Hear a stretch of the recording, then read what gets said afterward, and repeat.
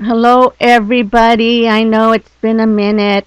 Oh my goodness, but good news and good and bad news. Let me get to the bad news. Okay, if any of you hear me lisping like Cindy Brady, I'll tell you what happened. Over 3 weeks ago, I went to my goddaughter's opening season baseball. She's a pitcher. So when I get there and I park and everything, I see the ice cream truck. I have fond memories of the ice cream truck. We even had a little van that would come and pull up and would have donuts. So a lot of my family members, the kids, where they live behind the gates. So the ice cream truck can't go behind the gates. So every time I see an ice cream truck, I usually buy out the ice cream truck for the kids and whoever's around. So I did that first. So I walk into the park and, everybody's there and she hasn't started playing. So I said, "Oh God, a snack bar, nachos and all that." So I go over there and I put a pretty dent in that, and I buy quite a few things. And I was about to pay when I noticed over to the left there was a jar and it had licorice in it, red licorice. Behind the gal there, I seen the licorice on the rope, so I bought several of those. So we get back over there, get positioned. She goes up, I'm behind the umpire filming, talking a little crap to him while he's a cousin. So then I say, you know what, I want some of that licorice. So I go and I break a piece off and it's hard as hell. And I'm like, what the hell? So I cut two pieces, I put in my mouth, I start to eat it. And I'm like, oh no, this ain't getting it.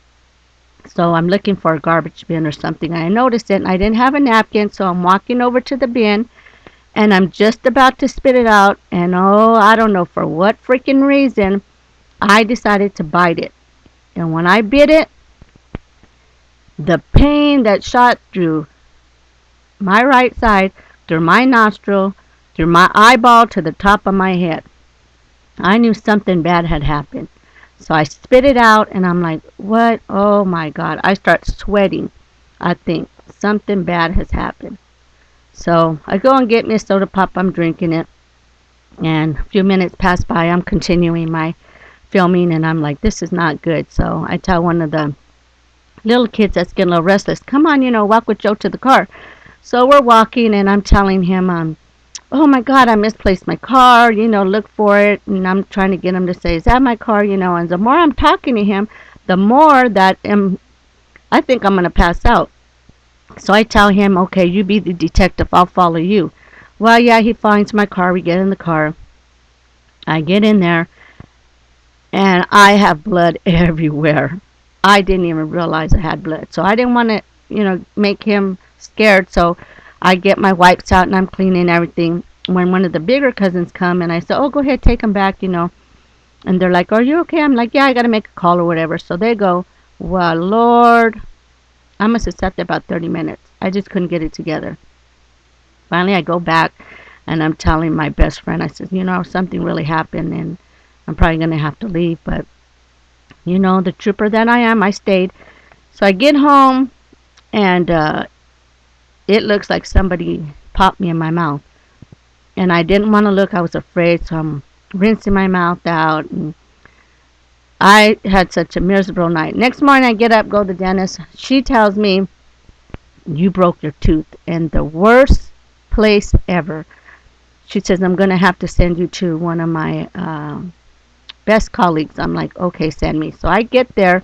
Within 2 hours, they had set up the appointment. He tells me the same thing. So long story short, I had to have emergency surgery, and I got 9 stitches in the upper gum and behind the tooth. And they had asked me, are you sure nobody hit you? I guess maybe domestic violence. And I said, I wish a mofo would hit me because I would be sitting at the jail with a smile on my face. I said, I have never been hit by anybody. And I don't plan on being hit by anybody, but if I was, lights out. So I had to have all that done, and I was down 2 weeks. 2 weeks. I couldn't eat. I still can't eat. I have to cut everything up like a baby. I can't use a straw. Everything has to be soft and So I have to wait several months before it all heals, and then I'll go back, and then they're going to see if it can be saved, or they got to cap it, or I don't know. But they put some kind of little retainer to fix it and hold it, or I don't know. So that's why I'm lisping, but I'm doing better because I don't hear myself as bad as I was. But so that's the worst part. That's the bad part. The good part is I received several messages. So here we go. My mom and my dad are back on track. Everything is looking good. Knock on wood. Um, they've been through a lot. We all have been, but they're doing great. Dad's on his garden. My mom's getting out and about. So everything's looking a-okay, and I'm happy about that. My friend Carmen turned 90 years old. We had a party for her, had her family members flown in from all over the world. She was so happy, but during her party, she had two incidents where she had to go lay down. I thought she had got overwhelmed, and I was in there talking to her. Well, come to find out, she's been having mini strokes. So last week she called me at 12:45 in the morning telling me that the clinic said that somebody needed to come open her gate because I told you she lives on the outskirts of the city and she has a couple of acres. Then she used to call 911. So I said, "No, I'm hanging up. You call 911. I'll be there." So I go, I beat the ambulance there, and they come in and they start taking her vitals, and she's talking because she's nervous.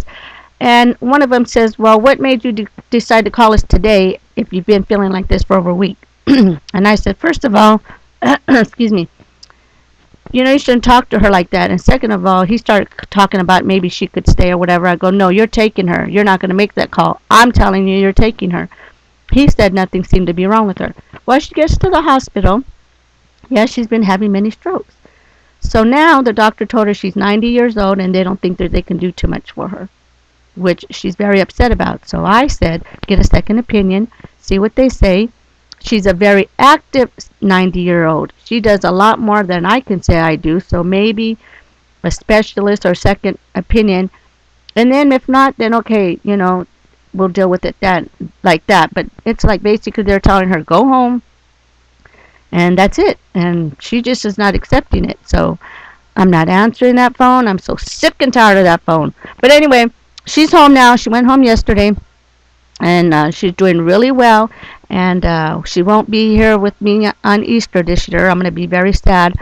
But we're going to have a party for my best friend next 2-3 weeks. So she's hoping to make that. So she's doing great. I'm doing great. I've got all my garden going. I want to plan on doing a video of my flowers and whatnot. So I'm going to try to upload that. But I hope everybody's doing well. I'm already going over, 7 minutes, 8 minutes. So I'm going to keep it short. I'm okay. Thank you for all your messages.